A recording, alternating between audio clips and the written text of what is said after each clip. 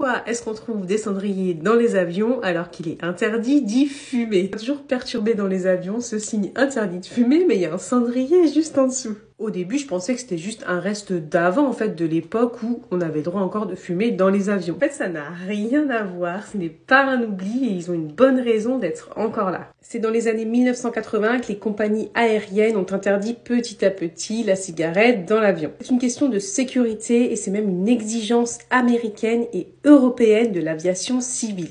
On le sait tous, même si c'est interdit de fumer, il y aura toujours une personne pour le faire et très sûrement à l'abri des regards dans les toilettes. Et pour que cette personne évite de mettre le feu à tout l'avion en mettant sa cigarette dans la poubelle ou je ne sais où, ils ont laissé les cendriers parce que c'est quand même le moyen le plus sûr pour éteindre une cigarette. C'est d'ailleurs ce qui s'est passé le 11 juillet 1973. Un incendie s'est déclaré à bord d'un Boeing. La fumée venait des toilettes à l'arrière et elle a envahi tout le cockpit et toute la cabine. Et sur les 134 occupants, 123 personnes sont mortes asphyxiées. L'origine de l'accident, c'était une cigarette mal éteinte dans les poubelles des toilettes.